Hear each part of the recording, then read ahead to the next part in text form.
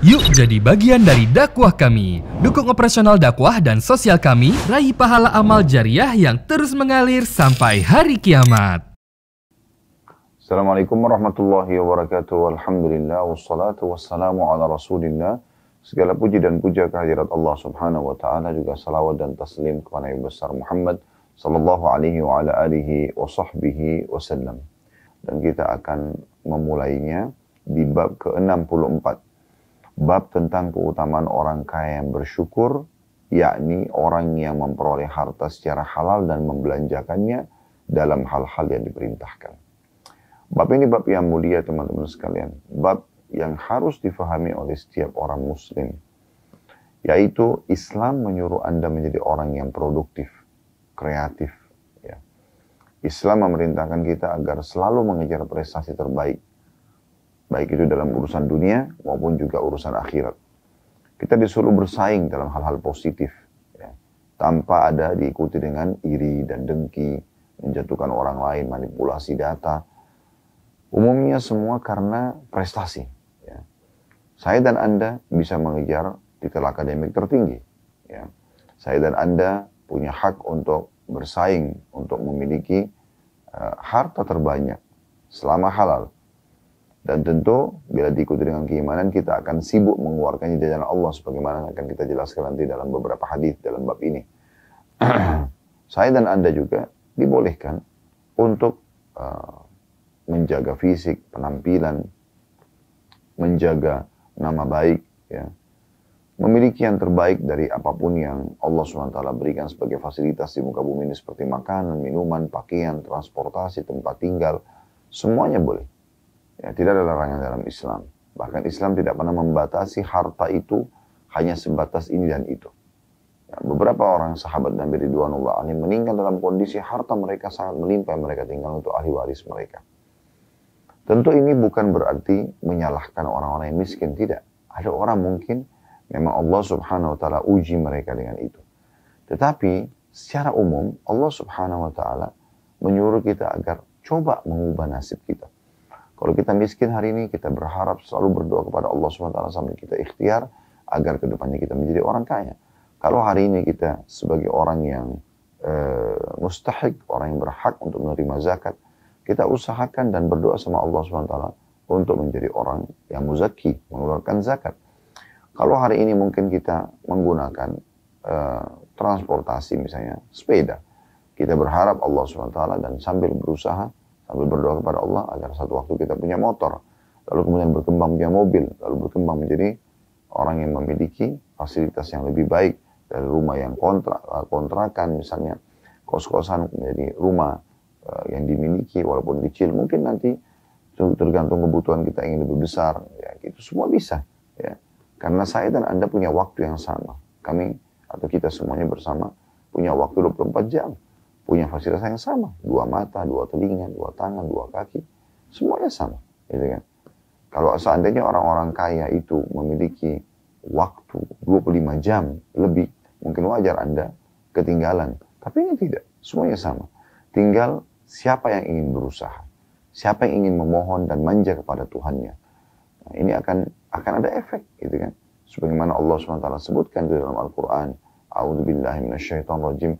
Walladzina jahadu fina lanahdiyannahum subulana.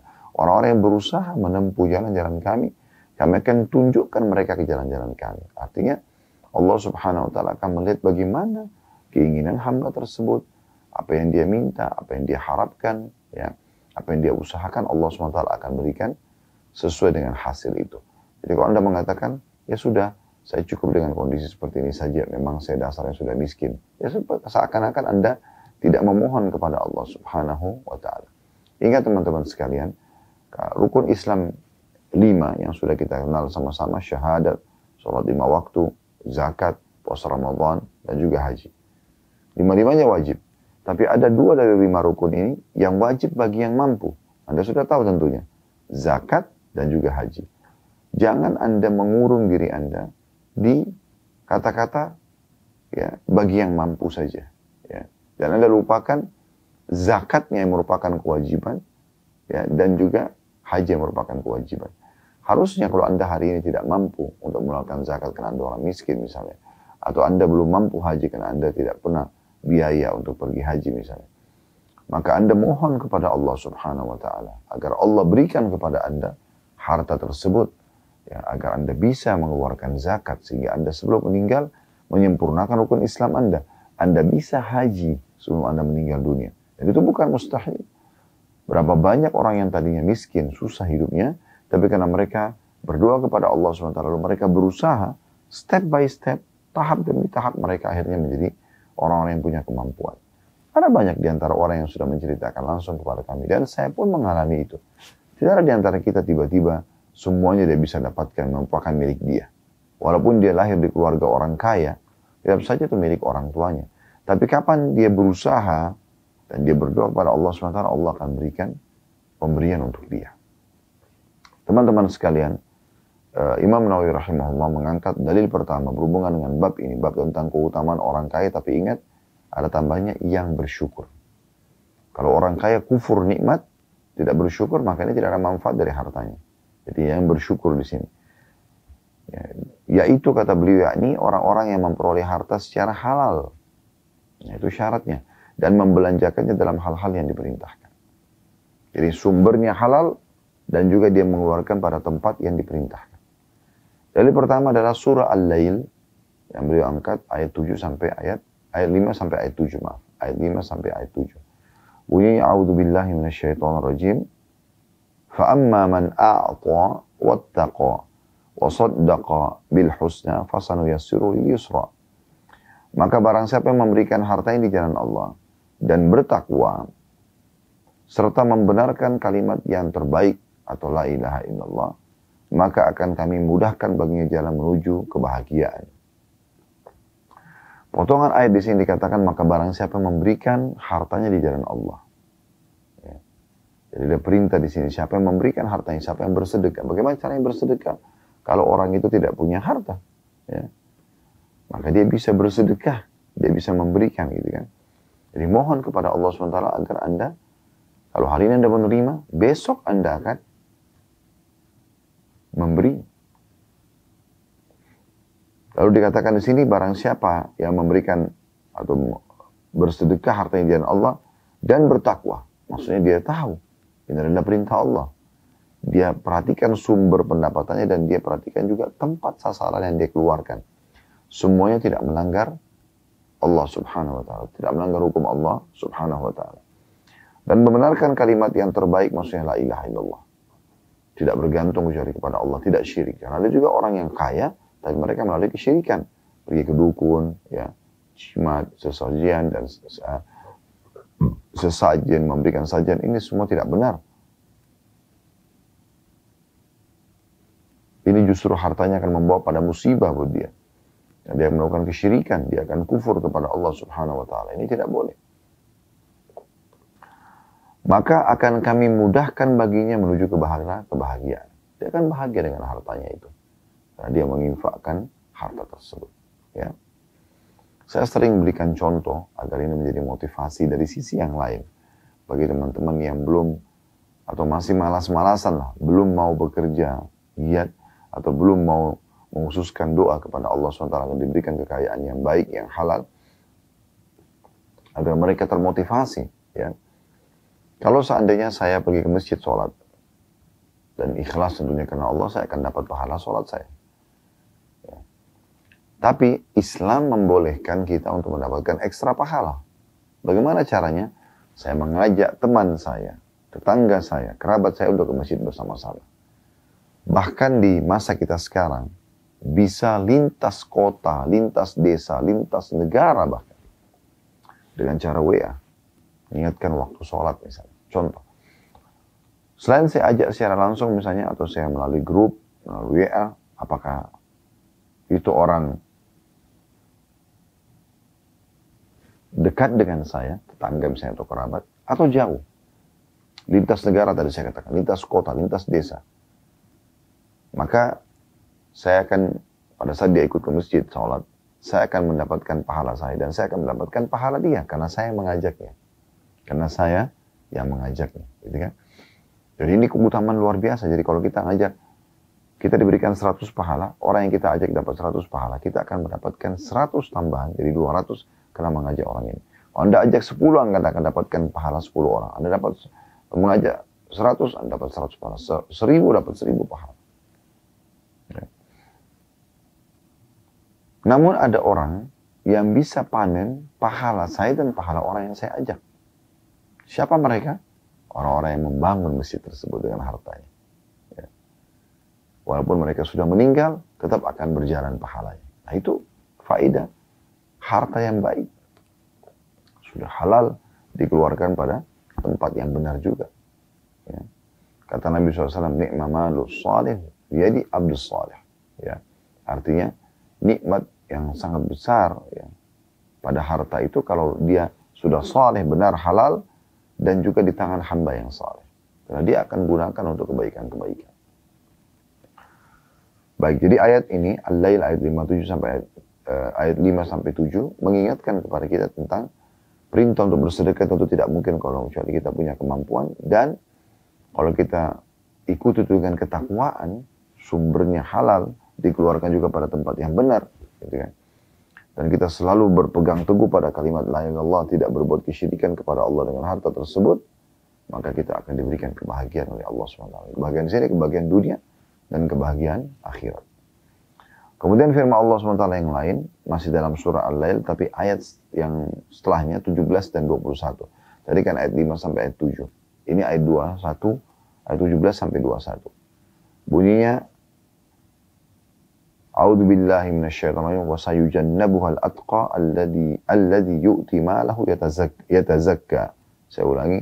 Sayujannabuhal atqa alladhi yu'ti malahu yatazakka wa ma li ahadin 'indahu min ni'matin tujza illa bitigha'a wajhi rabbil 'ala wa la sawfa yarda. Dan akan dijadikan atau akan dijauhkan darinya neraka. Orang-orang yang bertakwa akan dijauhkan neraka dari orang-orang yang bertakwa, yaitu mereka yang menginfakkan harta di jalan Allah untuk membersihkan diri-diri mereka. Padahal tidak ada seorang pun memberikan suatu nikmat kepadanya yang harus dibalasnya. Tetapi dia memberikan itu semata-mata karena mencari wajah Allah atau wajah Tuhannya yang maha tinggi, dan niscaya kelak dia akan mendapat kesenangan yang sempurna. Di dalam firman Allah SWT ini kita bisa lihat bagaimana Allah Subhanahu Wa Taala memastikan, ya, kalau di ayat tadi sebelumnya akan diberikan kebahagiaan dunia akhirat kalau dengan berinfak, kalau di sini akan diselamatkan dari api neraka siapapun yang bertakwa, artinya patuh kepada Allah SWT. Namun tolok ukur dalam ayat ini, ketakwaan itu bisa dinilai dari orang-orang yang menginfakkan harta mereka di jalan Allah untuk membersihkan diri-diri mereka dari sifat pelit, ya, dari ketamakan. Ya. Padahal mereka itu bukan membalas karena orang lain memberi, tapi karena ingin mencari wajah Allah. Jadi bukan berarti kita berinfak hanya karena orang itu kita merasa berjasa. Tidak. Orang yang mukmin yang benar, orang yang bertakwa adalah mengeluarkan kepada orang yang berbuat baik sama dia atau tidak. Dan dijanjikan sini juga akan diberikan kesenangan yang sempurna. Baik, kita dengar dalil selanjutnya surah Al-Baqarah ayat 271 yang bunyinya a'udzubillahi minasyaitonirrajim in tubdus shadaqati fa ni'mahi wa in tukhfuha wa tu'tuha al-fuqara fa huwa khairul lakum wa yukaffiru 'ankum min sayyi'atikum wallahu bima ta'maluna khabir.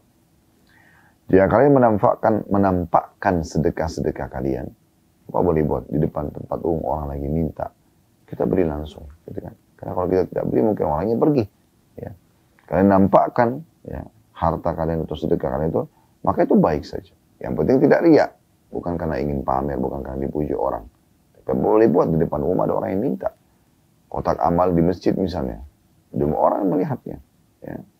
Sekarang teman-teman pada haji dan umroh, kemudian mungkin ya ada orang jemaah haji yang lain melihat dia misalnya lagi bersedekah. Maka itu baik saja kata Allah. Yang penting dia tidak riya. Dia bisa kontrol hatinya gitu. Dan jika kalian menyembunyikannya dan kalian memberikannya kepada orang-orang fakir, maka itu lebih baik bagi kalian. Dan Allah akan menghapus sebagian kesalahan-kesalahan kalian karena berinfak tadi ya.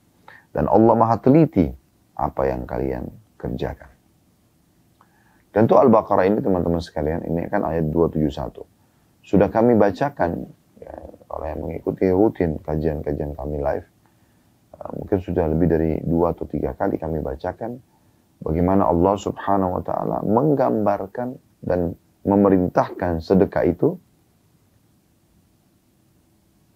dari surah Al-Baqarah dari ayat 261 sampai 274. Ya. Ini diantaranya ayat 271-nya ya. Jadi sekali lagi Anda bisa kembali ke ayat 261 sampai 274. Itu semua bicara tentang masalah sedekah.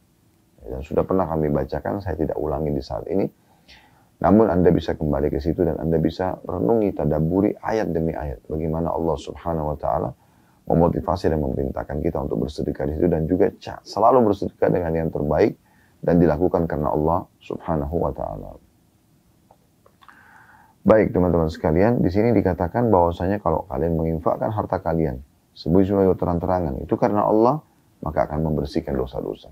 Dan dosa ini berarti sumbatan-sumbatan kebahagiaan dalam hidup. Ya. Sumbatan-sumbatan kebahagiaan dalam hidup kita. Jadi kalau kita berbuat maksiat kepada Allah SWT sehingga ada dosa, bisa menghambat ya sebagian rezeki yang sudah Allah tentukan. Selanjutnya beliau mengangkat dalil surah Al-Imran ayat 92. Ya, yang bunyinya a'udzubillahi minasyaitonir rajim, lan tanalu birra hatta tunfiqu mimma tuhibbun wa ma tunfiqu min syai'in fa innallaha bihi alim. Artinya, kalian tidak akan memperoleh kebajikan sebelum kalian menginfakkan sebagian dari harta yang kalian cintai. Apapun yang kalian infakkan, maka tentang hal itu sesungguhnya Allah maha mengetahui. Ya. Dan di sini ada lagi tambahan informasi tentang masalah infak ya. Selain infakkan, ikhlaskan, cari keridhaan Allah SWT, maka akan diberikan kebahagiaan, akan diberikan kesenangan, akan diselamatkan dari api neraka, ya, kemudian akan dihapuskan dosa-dosa. Maka di sini ya terjemahannya surah Al-Imran ayat 92, kalian tidak akan memperoleh kebajikan sebelum kalian menginfakkan sebagian harta yang kalian cintai.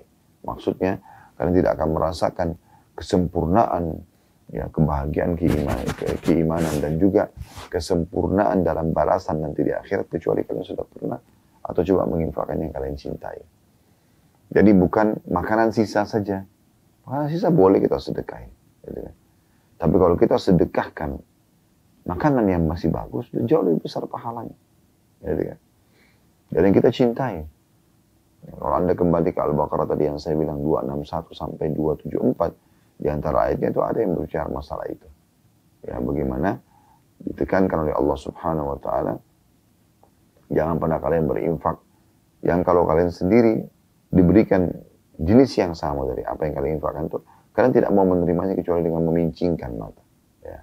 Kenapa? Karena memang kualitasnya kurang bagus atau sudah rusak makanan itu, ya, atau sudah sobek pakaian itu. Kenapa nggak berinfak dengan sesuatu yang baik? Ingat, bukan target kita yang menerima, tapi target kita adalah mencapai ridha Allah Subhanahu wa Ta'ala. Dan sudah berulang kali juga kami bacakan ya beberapa pendapat ulama tentang masalah infak ini yang luar biasa gitu ya. Yang luar biasa keutamaannya. Maka itu bisa menjadi tolok ukur orang ini baik atau tidak dari sifat kedermawan dan suka berinfak di jalan Allah Subhanahu wa Ta'ala. Masih ingat hadis Nabi SAW yang pernah menanyakan kepada orang-orang Ansar, ya, siapa pemimpin kalian setelah kepala sukunya wafat? Mereka mengatakan Fulan bin Fulan. Lalu kata Nabi SAW, bagaimana dia? Kata mereka, dia berwibawa, dia tampan, hanya saja dia bakhil, pelit, tidak mau bersedekah. Maka kata Nabi SAW, penyakit jiwa apa yang lebih buruk daripada bakhil itu? Baik, kita coba masuk kepada hadis Nabi SAW. Di sini ada 3 buah hadis teman-teman dalam bab ini. Kita langsung baca semuanya insya Allah. Ya, karena bab ini tidak panjang bahasannya. Hadis yang pertama, nomor 576 dari awal belajar, berbunyi dari Abdullah bin Mas'ud radhiyallahu anhu. Dia berkata, atau beliau berkata, Rasulullah SAW bersabda, la hasada illa fitnatain, rajulun atahu Allahu malan fasallatu ala halakati fil haqq, wa rajulun atahu Allahu hikmatan fahuwa yaqdi biha wa yu'allimuha. Hadis ini diriwayatkan oleh Bukhari dan Muslim. Tidak boleh hasad kecuali terhadap 2 perkara. Yaitu seseorang yang diberi harta oleh Allah, kemudian dia menghabiskannya untuk berinfak dalam kebenaran. Dan seseorang yang diberi hikmah oleh Allah, lalu dia memutuskan dengannya dan mengajarkannya. Ya. Jadi ini dua orang yang boleh kita iri dengan mereka. Nanti akan kita jelaskan ya. Namun saya langsung bacakan hadis nomor 577 karena mirip lafadznya. Dari Ibnu Umar radhiyallahu anhu, beliau berkata bahwasanya Nabi SAW bersabda, la hasada illa fitnataini, rajulun atahu Allahul Qur'ana fahuwa yaqumu bihi ana al-laili wa ana an-nahar, wa rajulun atahu malan fahuwa yunfiqu ana al-laili wa ana an-nahar. Hadis ini juga sama riwayat Bukhari Muslim. Artinya, tidak boleh orang iri atau hasad kecuali kepada dua perkara. Yang pertama, orang yang diberi Al-Quran oleh Allah. Lalu dia sholat dengan membacanya di saat-saat malam dan di saat-saat siang. Dan seseorang yang diberi harta, kemudian dia menginfakkan di saat-saat malam dan di saat-saat siang. Bagi teman-teman sekalian, dua buah hadis ini maknanya dalam sekali. Dan sangat luar biasa. Ya. Bisa menjadi motivasi bagi setiap muslim agar punya pendapatan. Ya. Dan pendapatan ini tentu sudah kami bahasakan tadi, batasannya adalah halal. Dari sumber yang kita dapatkan itu adalah yang dibolehkan dalam agama dan juga dikeluarkan pada tempat yang diperintahkan. Kita bisa lihat di sini, makna globalnya hadis adalah ada dua orang yang Allah berikan kelebihan kepada mereka yang boleh kita iri kepada mereka. Iri di sini tentu bukan iri yang buruk ya, bukan hasad yang disebutkan dalam hadis Nabi SAW. Hati-hati kalian dengan hasad karena dia bisa membakar pahala kalian, amal soleh kalian dengan seakan-akan api mengkarat atau seperti api membakar karat dari besi, ya. Atau seperti api membakar kayu bakar. Kurang lebih tepat begitu. Kama qala Nabi SAW.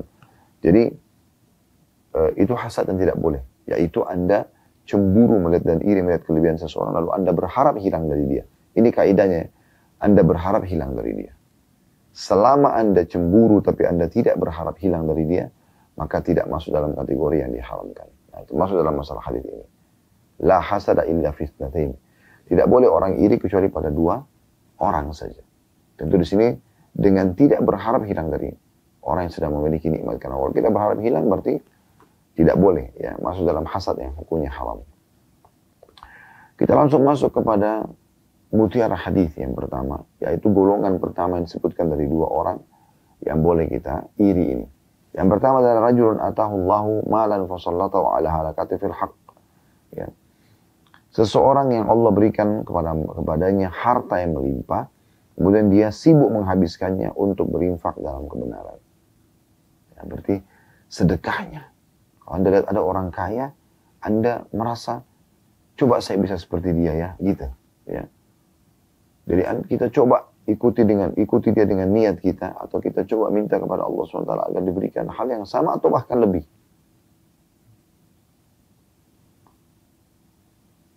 Agar kita bisa tentunya meraih tambahan ekstra pahala. Ya. Dari amal-amal soleh yang biasa kita kerjakan. Dengan harta kita bisa ya, membeli tanda kutip sini surga. Ya. Kita berinfak di jalan Allah Subhanahu wa taala. Bukankah Utsman bin Affan radhiyallahu anhu menginfakkan hartanya sampai akhirnya karena banyaknya diinfakkan, kata Nabi SAW, tidak ada lagi yang bisa menghalangi Utsman masuk ke dalam surga setelah apa yang dilakukan pada hari ini. Sibuk berinfak. Ya. Ini keutamaan yang luar biasa. Nanti juga akan Anda dengarkan hadis nomor 578 hadis terakhir dalam bab ini. Bagaimana Nabi Muhammad SAW diperintahkan oleh Allah SWT untuk memuji orang-orang yang punya kemampuan dan mereka habiskan harta di jalan Allah. Tapi ingat ya, sumber halal dan dikeluarkan pada tempat yang benar. Dan di sini disebutkan, ya, orang ini sibuk menghabiskan, ya, terus menginfakkan. Bukan sebagian kecil.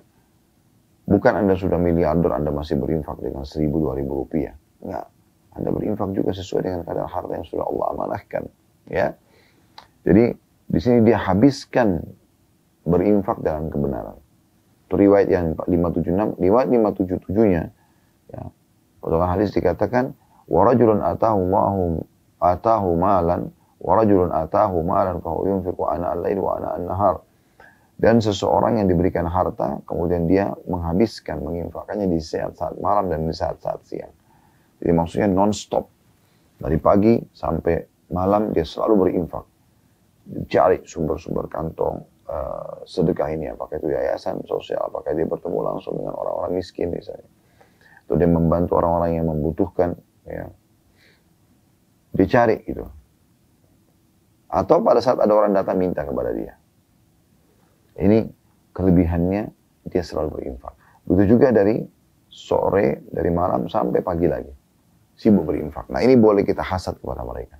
Jadi bukan orang yang pada saat ya, darurat, dipaksa baru kemudian dia mau bersedekah. Bukan itu yang kita contohin. Tapi kita contohin justru orang yang terus saja sibuk ya, menginfakkan hartanya. Sudah sumbernya halal, diinfakkan lagi ke tempat yang benar. Itu yang harus kita sibukkan diri untuk memperhatikan apa yang mereka lakukan. Dan kita minta kepada Allah SWT agar diberikan seperti yang diberikan kepada dia. Dan juga kita minta agar, atau kita aplikasikan dalam kehidupan, pada saat Allah sudah berikan, kita juga bersedekah. Bahkan lebih banyak daripada orang yang tadinya kita iri pada mereka. Ya, ini golongan pertama. Ya. Yang boleh seseorang muslim itu merasa iri dengan mereka. Kita iri. Karena memang iri di sini positif ya. Istilah lainnya dalam agama kita ghibthah, ya. Ghibthah, ini namanya ghibthah. Artinya kita cemburu dengan seseorang yang pada seseorang yang Allah berikan kepada dia harta melimpah, namun kita tidak berharap, sekali lagi syaratnya ini, tidak berharap hilang dari dia nikmat tersebut. Jangan sampai Anda lihat, ini contoh perbandingan saja. Kalau hasad yang dilarang itu misalnya Anda berharap hilang nikmat itu dari dia. Kita nggak ada baru beli mobil baru misalnya. Kemudian Anda hasad, iri dengan dia. Kok bisa sih, dari mana duitnya, segala macam. Ini contoh-contoh atau realita daripada orang yang hasad itu. Kemudian tetangga itu misalnya mundurkan mobil, tabrak pagarnya. Biasanya orang yang iri dan itu mengatakan, wah syukurin tuh. Ya. Siapa suruh ganti-ganti mobil. Nah ini kan hasad namanya. Ini tidak boleh. Karena dia memang iri, dia tidak mau orang itu ya, menikmati kenikmatan yang sedang ada pada dia. Tapi kalau ada orang yang Allah karunia, yang misalnya tetangga Anda diberikan oleh Allah beli mobil baru, Anda mengatakan, Masya Allah, Tabarakallah, semoga ya Allah Engkau memberikan aku sama dengan dia atau lebih. Nah itu boleh. Ya. Itu contohnya. Kemudian golongan yang kedua, ini sekaligus jadi mutiara yang terakhir di dua buah hadis ini, yaitu وَرَجُلٌ أَتَاهُ اللَّهُ حِكْمَةً فَهُوَ يَقْضِي بِهَا وَيُعَلِّمُهَا. Dan seseorang yang diberi hikmah oleh Allah, lalu dia memutuskan dengannya dan mengajarkannya. Ya.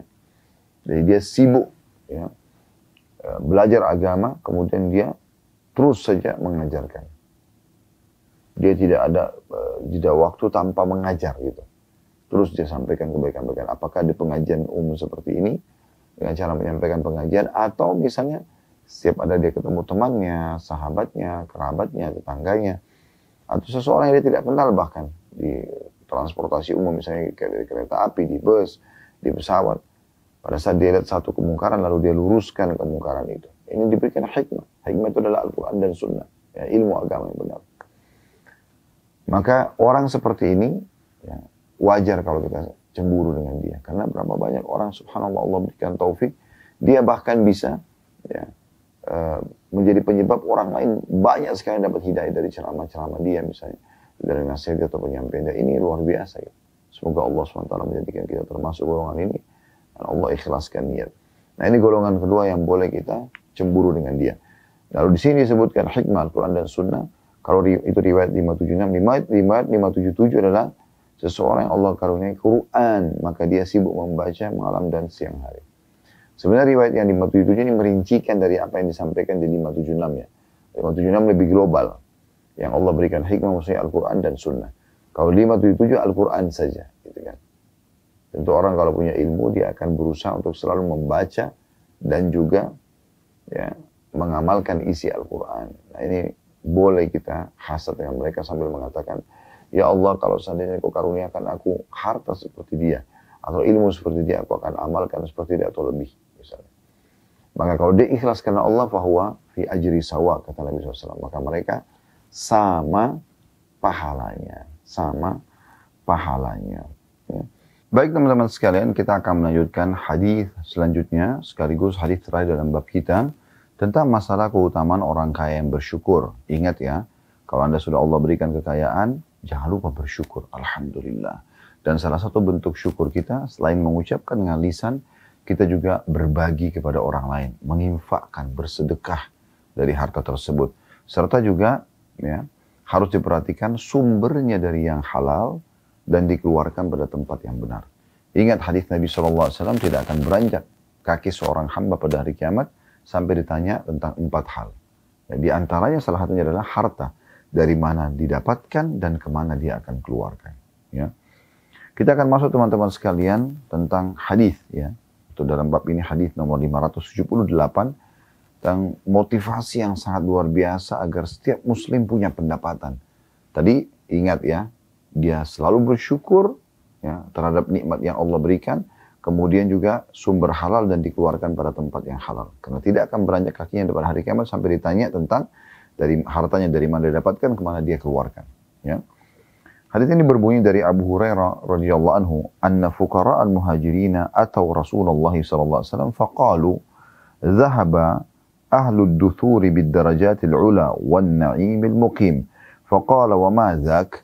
فقالوا يصلون كما نصلي ويصومون كما نصوم ويتصدقون ولا نتصدق ويعتقون ولا نعتق فقال رسول الله صلى الله عليه وسلم أفلا أعلمكم شيئا تدركون به من سبقكم وتسبقون به من بعدكم ولا يكون أحد أفضل منكم إلا من صنع مثل ما صنعتم قالوا بلى يا رسول الله قال تسبحون وتكبرون وتحمدون دبر كل صلاة 33 مرة فرجع فقراء المهاجرين إلى رسول الله صلى الله عليه وسلم فقالوا سمع إخواننا أهل الأموال بما فعلنا ففعلوا مثله فقال رسول الله صلى الله عليه وسلم ذلك فضل الله يؤتيه من يشاء. Hadis ini hadis sahih diriwayatkan oleh Imam Muslim. Ya. Terjemahannya, kata Abu Hurairah radhiyallahu anhu, bahwa orang-orang fakir dari kalangan muhajirin mendatangi Rasulullah sallallahu alaihi wasallam dan berkata, orang-orang kaya yang memiliki harta yang banyak telah memperoleh kedudukan-kedudukan yang tinggi dan nikmat yang abadi. Maka kata Nabi SAW, mengapa bisa begitu? Mereka, orang-orang miskin mengatakan, karena orang-orang kaya itu sholat sebagaimana kami sholat. Mereka puasa sebagaimana kami puasa. Mereka bersedekah, tapi kami tidak bersedekah. Karena orang miskin tidak punya harta. Ya. Mereka memerdekakan budak, tetapi kami tidak. Maka Rasulullah SAW bersabda, maukah kalian aku ajari sesuatu yang dengannya kalian bisa mengejar orang-orang yang mendahului kalian dan mendahului orang-orang yang sesudah kalian. Dan tidak seorang pun yang lebih baik daripada kalian kecuali orang-orang yang melakukan seperti apa yang kalian lakukan. Maka para sahabat menjawab, ya Rasulullah. Saya pasti kami mau itu. Beliau SAW mengatakan, kalian membaca tasbih, ya, subhanallah, takbir, Allahu Akbar, dan tahmid, alhamdulillah, setiap selesai sholat sebanyak 33 kali. Kemudian orang-orang fakir dari kalangan muhajirin itu kembali lagi mendatangi Rasulullah SAW, sambil mereka melapor mengatakan saudara-saudara kami yang kaya mendengarkan apa yang telah kami lakukan, lalu mereka melakukan hal yang sama. Ya, tanda tanya di sini.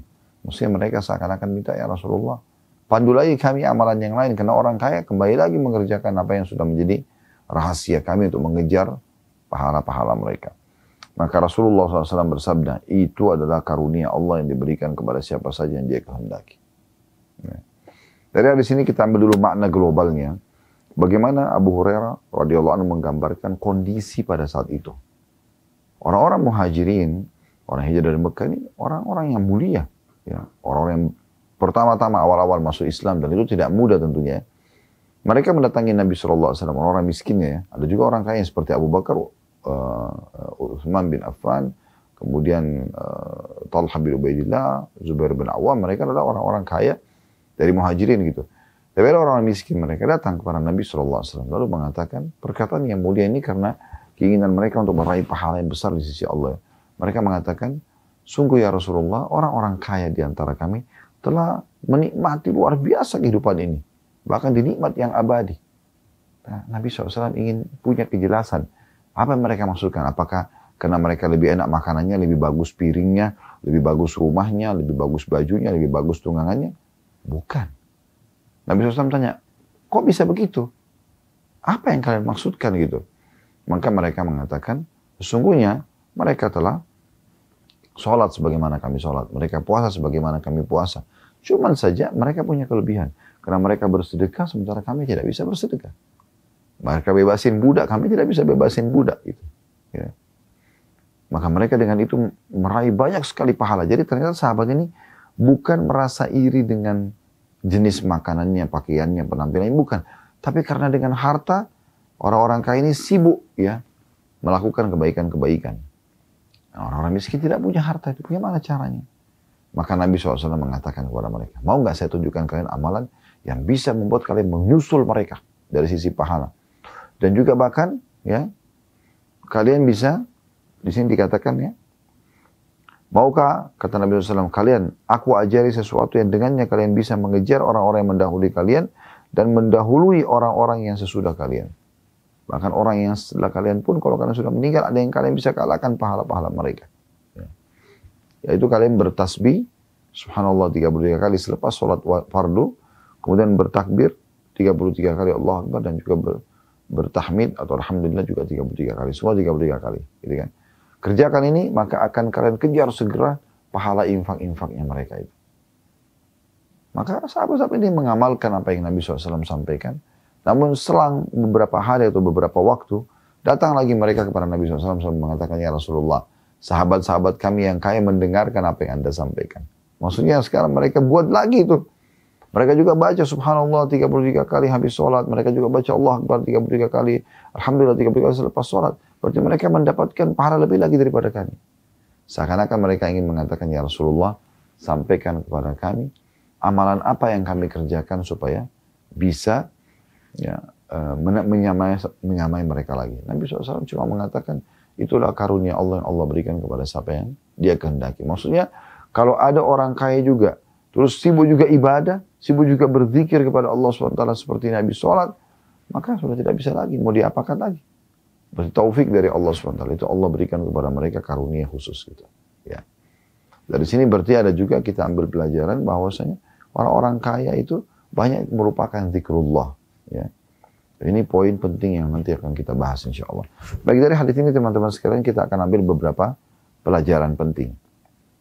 Yang pertama, kedudukan para sahabat Nabi Ridwanullah alaihim, di mana mereka sangat cinta dengan pahala, amal saleh, sangat semangat untuk mengejar ridha Allah SWT, rahmat Allah, dan juga mengejar surga yang dijanjikan nanti di akhirat sana. Terbukti di sini orang-orang miskin ini datang. Padahal bisa saja mereka nggak usah datang kan. Karena mereka sudah tahu keadaannya, Allah tahu kok keadaan saya, nggak usah saya mengeluh. Tapi mereka penasaran ini, ya, karena mereka lihat depan mata orang-orang kaya berinfak atau bahkan memberikan kepada mereka makanan, pakaian, sebagaimana umumnya biasa orang kaya memberi kepada orang-orang miskin. Ya. Maka mereka ini orang-orang miskin sahabat, utamanya luar biasa. Bukan mereka hasad atau iri dengan tadi saya bilang model pakaiannya atau jenis pakaiannya, kerunggangannya kah, rumahnya kah, bukan itunya. Ya. Mereka cuma cemburu, gimana ini orang-orang kaya bisa meraih surga dan tambahan pahala ya, dari Allah SWT karena harta mereka, sementara kami nggak punya. Makanya dijelaskan oleh Nabi SAW tanya, apa yang kalian maksudkan? Ya. Kok bisa begitu bahasan kalian? Maka mereka mengatakan, orang-orang kaya sholat seperti kami, puasa seperti kami, sama kan pahalanya. Sekarang tapi mereka punya kelebihan, mereka infakkan harta mereka. Ya. Mereka bebasin budak dengan harta mereka. Gitu. Jadi ini keutamaan mereka, sahabat ini. Hati mereka bergejolak, ya, bergelora dengan iman. Ya. Selalu ingin mendapatkan pahala ekstra. Selalu ingin mendapatkan pahala ekstra. Maka dengan ini mereka coba minta kepada Nabi SAW amalan apa kira-kira yang paling tepat untuk bisa menyaingi sedekah-sedekahnya orang-orang kaya itu. Jadi ini kedudukan sahabat. Kemudian yang kedua, adanya motivasi dalam Islam agar seseorang itu ya, memperbanyak zikrullah. Karena zikrullah itu ibadah yang luar biasa keutamaannya, besar sekali keutamaannya. Ya. Di antara keutamanya adalah ternyata dia bisa menyaingi harta-harta yang melimpah yang diinfakkan di jalan Allah Subhanahu wa taala hanya dengan zikir. Dan ini zikir sangat mudah, apalagi di sini disebutkan jenisnya yang dikerjakan setelah sholat. 33 kali teman-teman sekalian. Itu mungkin cuma 1 menit. Subhanallah, subhanallah, subhanallah, subhanallah. Terus sampai 33 kali. Alhamdulillah 33 kali. Allah Akbar 33 kali. Ini semua ya sudah cukup mengejar ya pahala-pahala sedekah orang-orang kaya. Dan ini keutamaan zikir. Dan subhanallah satu-satunya teman-teman sekalian, amal ibadah yang terus berjalan dan kita kerjakan di surga adalah zikrullah. Sholat sudah tidak ada lagi. Puasa nggak ada lagi. Jihad nggak ada lagi. Ya, berinfak nggak ada lagi. Di surga nggak ada lagi. Tapi zikrullah tetap mereka akan lakukan. Dan juga dalam sebuah hadis yang harusnya jadi bahan renungan buat saya terutama. Buat teman-teman secara umum ya. Hadis Nabi SAW, makna hadisnya kurang lebih ya. Itu kalau orang mukmin akan merasa menyesal pun pada hari kiamat setelah masuk ke dalam surga. Kenapa ada waktu-waktu mereka di dunia mereka tidak pakai berzikir? Ya, itu saking tingginya kedudukan zikir. Sampai mereka pun masuk surga tapi mereka ada menyesal. Kenapa? Kenapa ada detik-detik di dunia dulu yang mereka tidak pakai zikrullah. Ini amal yang luar biasa ini. Ya. Jadi habis sholat setelah salam jangan buru-buru. Zikrullah dulu. Kata Nabi SAW, siapa yang selepas sholat, ya, kemudian dia tidak bicara sama orang di sebelahnya, tidak batalin wudunya, juga tidak berdiri dari musolahnya, ya tidak berdiri dari musolahnya, ya 3 hal ini tidak bicara sama orang di sebelah, ya tidak batalin wudu dan tidak berdiri dari musolahnya, maka malaikat di atas kepalanya akan mengatakan Allah maghfirlah warhamhu, ya Allah ampuni dia, Allah rahmati dia, sampai dia melanggar salah satu dari 3 hal ini. Ya, jadi ini kelebihan yang luar biasa yang harus diperhatikan dan jadikan sebagai target oleh setiap orang beriman. Ya. Jadi jangan sia-siakan, apalagi cuma ringan. Kata Nabi SAW, siapa yang baca ayat kursi selepas sholat 5 waktu, maka tidak ada yang menghalangi antara dia dengan surga kecuali kematian. Ya, tadi keutamaan membaca subhanallah, alhamdulillah, Allah Akbar masing-masing 33 kali. Dalam riwayat lain sampai membaca subhanallah selepas sholat, ya, 33 kali, alhamdulillah, 33 kali, Allah Akbar, 30 atau 30, 33 atau 34 kali. Kalau digenapkan 100 dengan la ilaha illallah wahdahu la syarikalah, lahul mulku wa lahul hamdu wa huwa ala kulli syai'in qadir, maka akan diampuni dosanya walaupun sebanyak buih di lautan. Ya. Ini keutamaan besar. Kenapa enggak zikrullah? Di pagi dan petang ada zikir yang Allah SWT perintahkan kita untuk membaca. Tidak asing lagi, Anda tinggal ketik di Google zikir pagi petang. Ceramah-ceramah ustaz banyak ya. Tulisan-tulisan artikel dalam masalah ini banyak. Jadi kita jaga zikrullah. Dari bangun tidur ada zikir. Masuk mandi ada zikir. Ya. Mau makan ada zikir. Habis makan ada zikir. Pakai pakaian ada zikir. Buka pakaian ada zikir. Mau keluar rumah ada zikir ya. Masuk rumah juga ada zikir. Semua ada zikrullah. Ya. Jadi kita harus menjaga. Ini keutamaan yang kedua. Makanya solusi bagi orang-orang miskin pada saat itu, karena mereka tidak mungkin jadi kaya seketika, mereka zikir ini. Ya. Yang ketiga yang bisa diambil dari hadis ini adalah tentang masalah keutamaan orang-orang yang kaya dan menggabungkan tentu dari dia bersyukur, kemudian dari sumber halal dan juga dia keluarkan pada tempat yang benar. Lalu dia juga menambahkan ekstra pahala mereka dengan ibadah-ibadah yang lain. Seperti zikir, seperti doa. Ya. Karena ada juga orang yang sudah kaya tapi tidak mau lagi berzikir. Nggak mau lagi, atau jadi kendor. Dulu dia waktu miskin, rajin sekali ibadah ke masjid, ya, dan segala macam. Tapi setelah dia jadi kaya, dia jadi malas. Ya. Nah ini rugi dia. Ya. Harusnya dia dalam kondisi nikmat berlimpah, justru dia makin banyak melakukan ibadah kepada Allah Subhanahu wa ta'ala. Ini termasuk pelajaran. Ya. Yang terakhir, yang keempat pelajaran daripada hadis ini adalah tentang masalah karunia Allah Subhanahu wa ta'ala. Karunia Allah Subhanahu wa ta'ala. Jadi memang kita harus minta itu. Ya. Karunia Allah, fadl, namanya bahasa Arab yang fadlullah. Ya. Karunia Allah SWT, mohon ya Allah, ya, berikan aku karuniamu, ya, fadlmu, gitu kan. Kita minta kepada Allah Subhanahu wa ta'ala. Karena memang di sini dikatakan dzalika fadlullah yu'tihi man yasha. Ya, kata Nabi SAW, itulah karunia Allah, Allah berikan kepada siapa yang dia inginkan. Jadi kita minta agar Allah selalu memberikan kita, atau tidak ada peluang beramal soleh kecuali Allah berikan kita kesempatan untuk bisa mengerjakannya. Nah ini fadl namanya. Di antaranya Allah SWT amanahkan kepada kita harta yang bisa kita keluarkan di jalan Allah Subhanahu wa ta'ala. Baik teman-teman sekalian, Kurang lebih ini hadis-hadis yang ada dalam bab ini, dan insya Allah kedepannya kita akan masuk bab ke-65, masalah bab mengingat mati dan juga membatasi angan-angan.